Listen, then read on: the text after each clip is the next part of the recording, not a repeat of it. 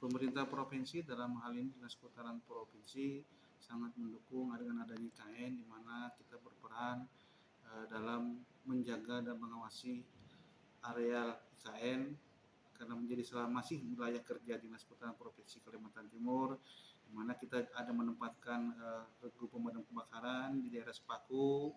Kemudian untuk masyarakat juga kita dapatkan pembinaan yang ada di PTD Tahura dan di daerah-daerah penyangga di PTD KPHP Balikpapan, di PTD KPHP Maratus, dan itu terus berlanjut, di mana kita sangat mendukung dengan adanya IKN tersebut. Terus bagaimana untuk daerah penyangga? Program apa yang sedang dilakukan nih Pak? Kita mendorong Rehabdas mengarahkan ke daerah-daerah penyangga, kemudian kita pemberdayaan masyarakat di daerah-daerah penyangga melalui program perhutanan sosial yang dalam kawasan, sehingga diharapkan apabila masyarakatnya sejahtera pasti hutannya lestari. Semboyannya itu hutan lestari, masyarakat sejahtera, di mana kita ingin mewujudkan bagaimana masyarakat di sekitar kawasan hutan itu sejahtera. Kalau sudah masyarakatnya sejahtera pasti hutannya lestari. Tapi bohong, kalau mau hutan lestari masyarakatnya nggak sejahtera. Nah, itu permasalahannya. Itu yang kita sama-sama berkolaborasi dengan instansi, dengan mitra kerja, dengan rekan-rekan yang lainnya, agar bagaimana kita sama-sama membangun Provinsi Kalimantan Timur ini lebih bagus ke depannya.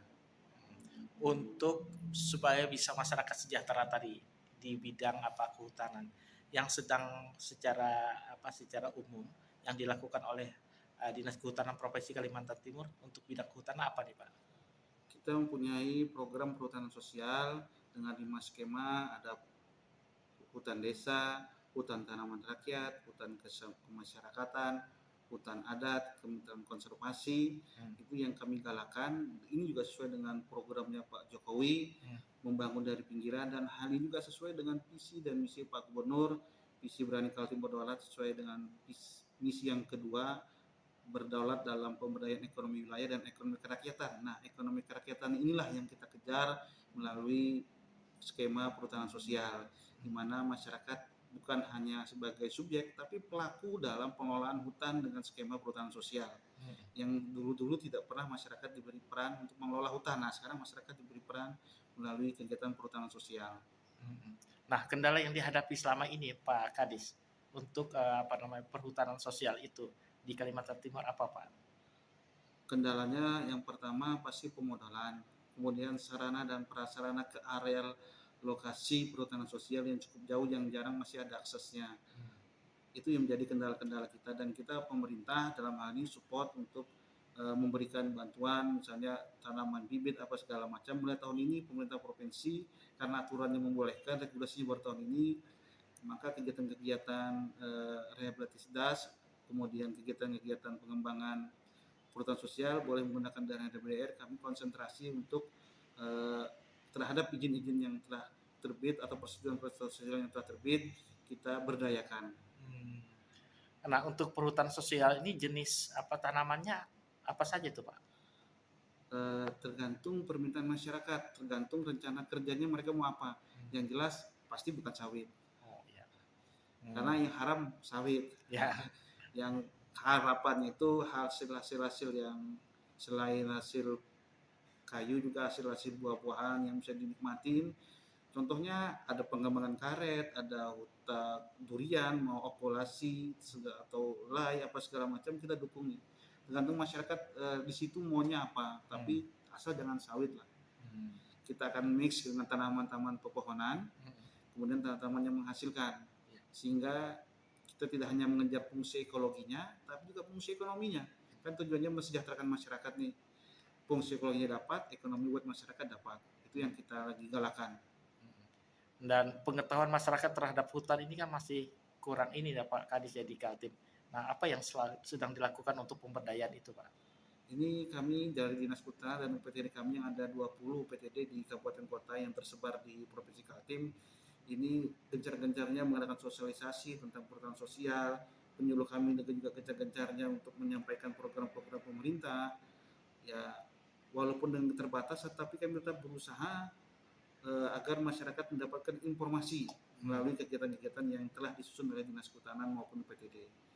Nah, jumlah penyuluh kita untuk kehutanan ini bagaimana Pak Kadis? Apakah sudah sesuai dengan target atau bagaimana Pak?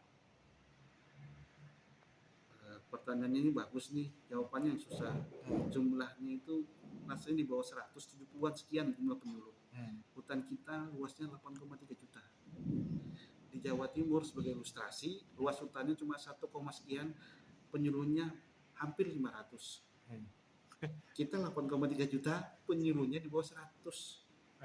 Nah, itulah kendala-kendala kita yang salah satu penyebab faktor penghambat, tapi itu bukan jadi alasan lah untuk kita terus bekerja keras.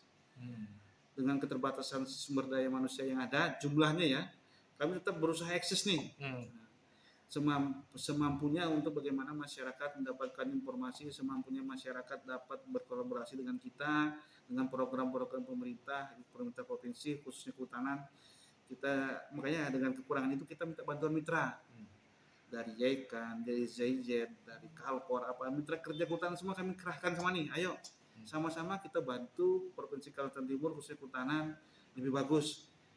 Dinas Kehutanan tidak mungkin bisa bergerak sendiri tanpa bantuan mitra kerja maupun kerjasama dengan lintas OPT yang ada. Perlu bantuan segala pihak agar kita sama-sama bisa memajukan provinsi yang kita cintai ini. Oke. Satu hal, di dekat IKN ada Tahura Bukit Soeharto dan beberapa kawasan lain lagi.